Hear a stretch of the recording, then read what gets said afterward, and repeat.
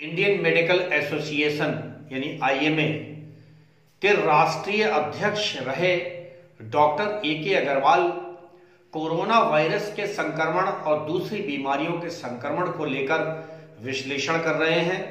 उन्होंने अपना एक वीडियो मैसेज हमारे माध्यम से आप तक भेजा है। ये वीडियो न केवल इंसानों के लिए बल्कि इंसानों का इलाज कर रहे, बीमारों का इलाज कर रहे, रोगियों का इलाज करने वाले डॉक्टर्स के लिए भी बहुत उपयोगी है। डॉक्टर अग्रवाल कहते हैं कि अगर कोरोना संक्रमित व्यक्ति के साथ लगातार कोई व्यक्ति 30 मिनट तक रहता है, यानी ऑपरेशन थिएटर में अगर कोरोना संक्रमित मरीज का लगातार 30 मिनट तक ऑपरेशन चलता है तो उसका संक्रमण ओटी स्टाफ को, डॉक्टर्स को भी लग सकता है।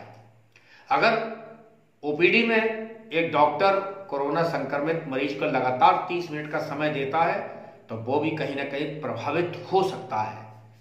इस खास खबर में हम सुनवाने जा रहे हैं आईएमए के पूर्व national president doctor A K. Agarwal को। गौर से सुनिए इनकी खास बातें कि कैसे हम कोरोना संक्रमण को पहचानें, कैसे बचें और क्या ध्यान रखें, क्या रखें सावधानियां। गौर से सुनिए डॉक्टर ए.के. अग्रवाल को। नमस्कार, मैं हूं doctor A K. Agarwal, president Heart Care Foundation of India and CMAAO, past national president Indian medical Association and editor Medtalks. कितना समय लगेगा मेरे को कोरोना डेवलप होने में अगर मैं एक पॉजिटिव पेशेंट को मिलता हूं तो? कंफ्यूजन है लोगों के मन में। आइए इस कंफ्यूजन को दूर करने की कोशिश करते हैं। अगर किसी एक पेशेंट को टीबी है, फेफड़ों का टीबी है, उसका स्पूटम में एएफबी पॉजिटिव है और वो मेरे साथ में प्लेन में जर्नी कर रहा है और 4 घंटे के बाद में हमारा प्लेन लैंड कर जाता है, मेरे को टीबी होने के चांसेस बहुत कम हैं अगर वो मेरे साथ में भी बैठा हुआ है तो, क्योंकि टीबी का एक्सपोजर टाइम मेरे को कम से कम 8 घंटे का चाहिए। यानी कि अगर मैं पूरे इंडिया में कहीं भी ट्रैवल कर रहा हूं और उस प्लेन में एक टीबी का मरीज है जिसने मास्क नहीं पहन रखा तो भी मेरे को टीबी का खतरा नहीं है। इसे बोलते हैं हम contact time. Contact time corona के अंदर में 30 मिनट का है, कुछ लोग 10 मिनट का भी बोलते हैं, लेकिन अगर हमारा जो सिमाओ गाइडलाइंस है, confederation of medical association of Asia and Oceania, हमारी गाइडलाइंस में ये 30 मिनट्स का है।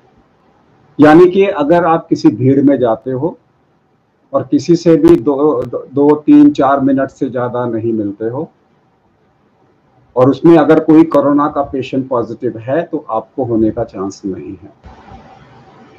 अगर आपको कोरोना पॉजिटिव है और आप 100 लोगों की भीड़ में जाते हो और किसी से भी 2 मिनट से ज्यादा नहीं मिलते तो हो सकता है किसी को भी वो इन्फेक्शन ना हो, अनलेस आपने सरफेस पे रख दिया और लोग उस सरफेस को टच करें। हम सिर्फ ड्रॉपलेट टू ड्रॉपलेट यानी कि we are talking about droplet infection which is human to human transmission की बात कर रहे हैं।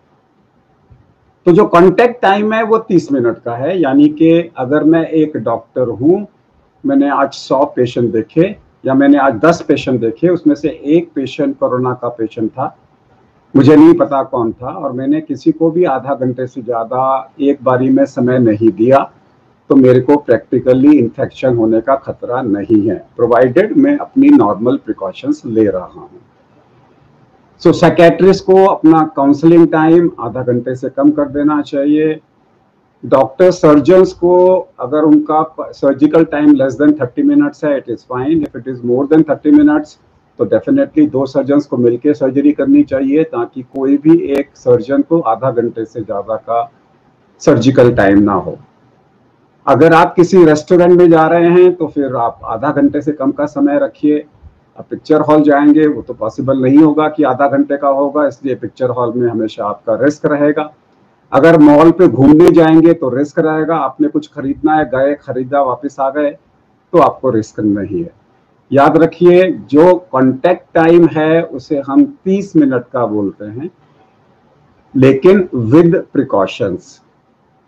अगर आप मॉल में आप बाकायदा मॉल के अंदर में जा रहे हैं, आपने मास्क पहन रखा है, और मास्क पहनने के बाद में अगर आपका कॉन्टैक्ट टाइम वहाँ पे visiting line less than 30 minutes है और आपने हैंड वॉश की पूरी फैसिलिटी की हुई है, पूरी प्रिकॉशंस ली हुई है, तो आपको इन्फेक्शन नहीं होगा। अब ट्रेन के अंदर में डेफिनेटली आपका इन्फेक्शन रेट ज़्यादा होगा, बिकॉज ट्रेन आधा घंटे में तो नहीं पहुंचाएगी।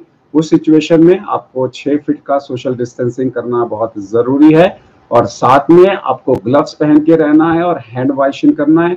अगर ट्रेन के अंदर में आप बाथरूम में जा रहे हो तो हर चीज़ को क्लीन करो, फिर बाथरूम का इस्तेमाल करो, तो उसमें आपका खतरा मिनिमाइज हो जाएगा, जीरो नहीं होगा।